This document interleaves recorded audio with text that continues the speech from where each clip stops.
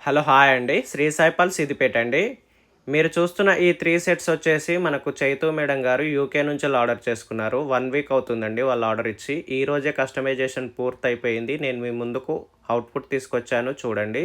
ఒకటొచ్చేసి Chetan రూబీలో selection చేసుకున్నారు. దానికి silver colour pendant ఇచ్చి 5 లైన్స్ కస్టమైజ్ చేశాము.